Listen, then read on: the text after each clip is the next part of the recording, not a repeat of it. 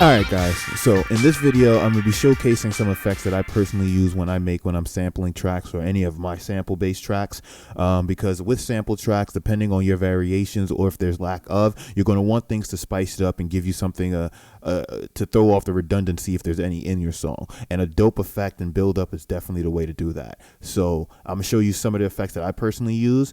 The first thing I like to show is a very simple one. So I'm just showing you one of my personal filter ones, but I noticed that there's a slowdown here, and if you don't know how to do it, I'll show you how to do both in this video. So this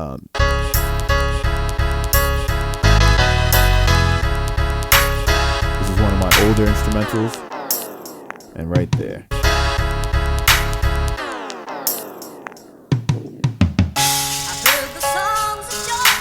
Then I use like a little filter type.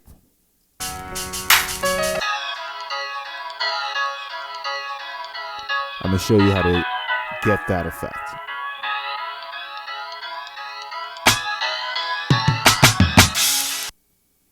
All right, so for starters, I'm going to show you how to acquire that slowdown effect. So you're going to command secondary click if you don't already have it set up. So we're going to take our secondary click and we're going to chop like right here.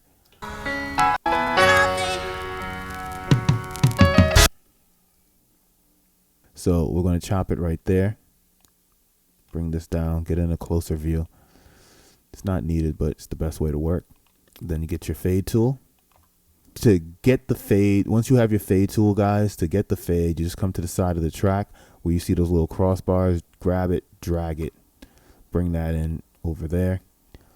Once you have it, you take this right here, the little two side-to-side arrows, bend it to see how much you want it to curve. You know, this is really on preference at this point. Then you right-click, slow down. That's it. We're done. We're going to take off our fade tool, so we don't want that affecting the second part. And if we've did this correctly, that first effect I wanted to show you should go like this.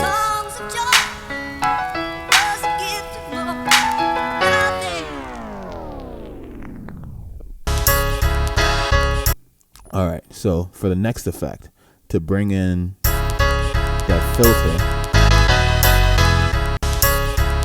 So first step, you're going to want to come in. You're going to want to load up. You want to load up filters. You're going to go to auto filter. That's the best filter I think I've probably used. Apple has a bunch of really good stock options, and then you could go in and definitely tweak them. Like, I'm gonna be honest, there's a few of them in here that I personally like and I personally use, but just for the sake of this video, we're going to use the always rising filter because that gives us that the always rising effect.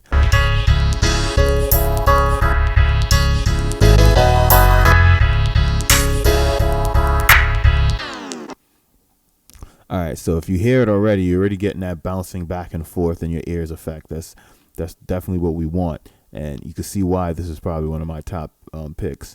Then we're going to take this delay.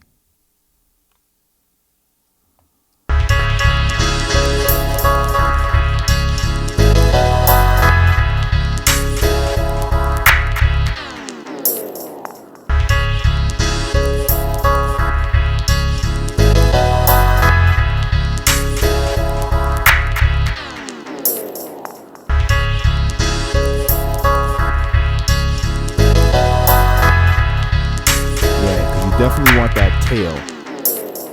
So about 20% wet would be a sweet spot. And now you already have that panning, always rising effect with that nice echo tail. So when it goes to one side, so when it pans from the left to the right, you still have that tail trailing, so it sounds even cooler. So that's definitely one thing to look into. And then if you want to take it up another notch, this is like only for like extreme instances, you will open this up and then you go and get the telephone EQ.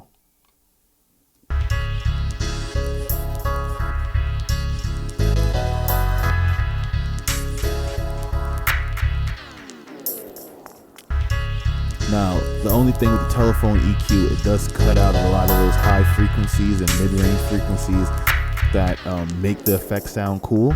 But if used correctly and put in the proper placement in the chain, it will make a big difference. And that's another thing too.